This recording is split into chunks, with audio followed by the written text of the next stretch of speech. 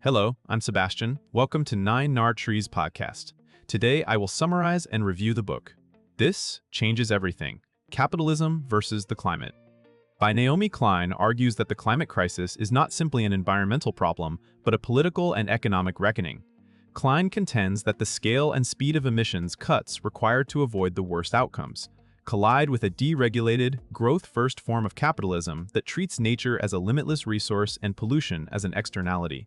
Drawing on reporting, history, and contemporary debates, the book challenges familiar climate narratives centered on individual consumer choices, gradual market tweaks, or purely technological fixes. Instead, it frames climate action as an opportunity to remake priorities around public investment, stronger rules, and greater social equity. The book also examines how powerful interests resist change, how communities are already organizing for solutions, and why moments of crisis can be exploited or redirected. Whether readers agree or disagree, it is designed to provoke a more systemic conversation about what meaningful climate action requires. I will give you key takeaways from this book. Firstly, climate change as a systemic political and economic conflict.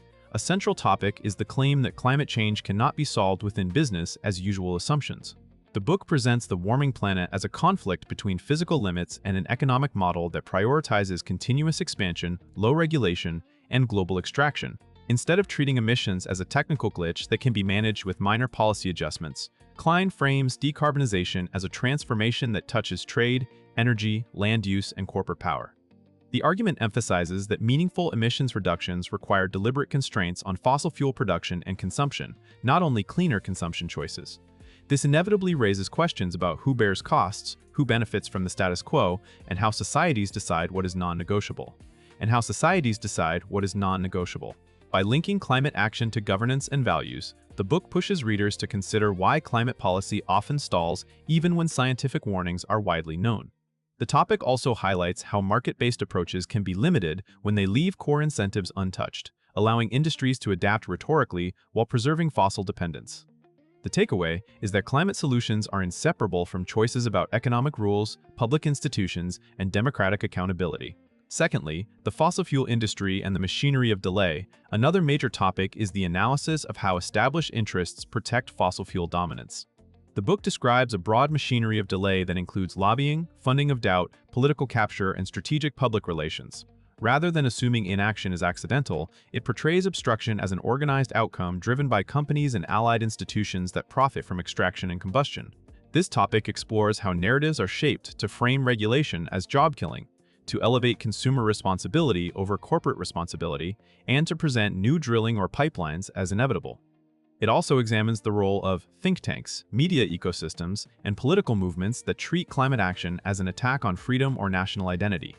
The discussion extends beyond one company or country, pointing to a pattern in which the industry seeks favorable trade rules, legal protections, and subsidies that keep fossil energy artificially cheap. The book also raises the ethical stakes of continued expansion, given what climate science indicates about carbon budgets and stranded assets. For readers, the value of this topic is learning to recognize common tactics of delay and to understand why evidence alone rarely shifts policy without countervailing power, organizing, and institutional change. Thirdly, market solutions, carbon pricing, and their limits. The book devotes significant attention to mainstream policy tools and why they may be insufficient when used alone. Carbon pricing and cap-and-trade systems are often promoted as efficient ways to reduce emissions while preserving market flexibility. Klein interrogates how these tools can be weakened by loopholes, offset schemes, and political compromises that deliver modest reductions while allowing continued extraction. This topic is less about dismissing every market mechanism and more about questioning approaches that treat climate policy as an accounting exercise detached from material change on the ground.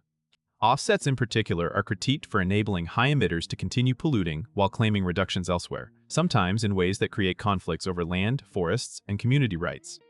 The book also considers how financialization can turn climate policy into a new arena for speculation rather than a driver of structural transition. In Klein's framing, relying primarily on prices and trading can fail to build the public infrastructure needed for rapid decarbonization, such as grids, transit, and building retrofits.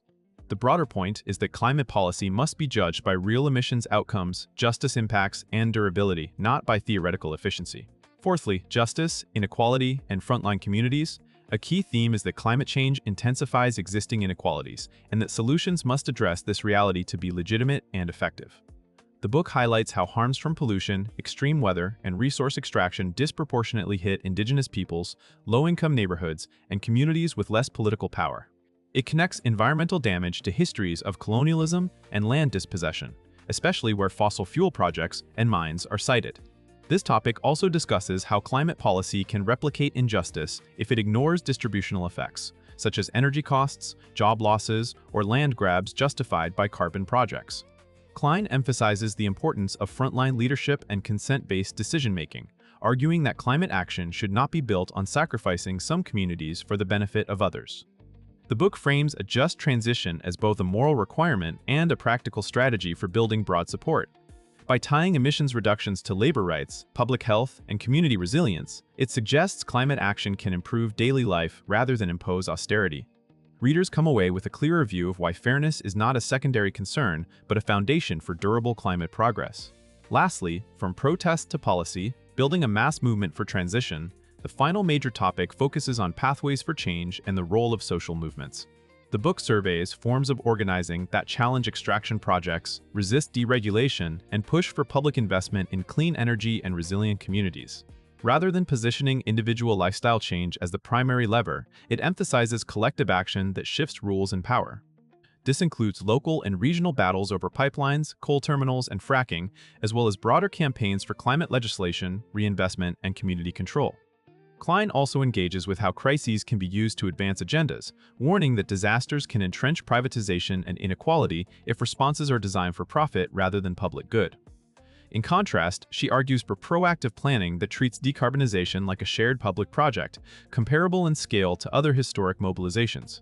This topic addresses the emotional and cultural dimensions of action too, such as confronting fear, cynicism, and the sense of inevitability promoted by entrenched interests. The practical message is that solutions emerge when communities link climate goals to tangible benefits, create alliances across sectors, and insist on policies that match the urgency of the science. In conclusion, this changes. Everything is best suited for readers who want to think about climate change beyond science headlines, including students, activists, policy-minded professionals, and anyone frustrated by decades of stalled progress. It can also benefit readers who do not share Naomi Klein's politics because it lays out a coherent case for why incrementalism often fails and invites serious engagement with the relationship between markets, regulation, and public investment. The book can improve a reader's life by clarifying how climate decisions connect to jobs, housing, health, and community resilience, making it easier to see climate action as a practical civic issue rather than an abstract moral burden. Compared to many climate books that focus mainly on technology, personal behavior, or distant future scenarios, this one centers power, incentives, and the real-world barriers that shape what policies are possible. Its value lies in linking climate solutions to questions of democracy and fairness, and in mapping how movements translate urgency into institutional change. If you want a big-picture framework that connects energy, economics, and justice into one argument, this book is worth buying and debating. If you would like to support Naomi Klein, you can buy the book through the Amazon link I've provided in the podcast description. After reading the book, please let me know what you think and share your thoughts. See you around.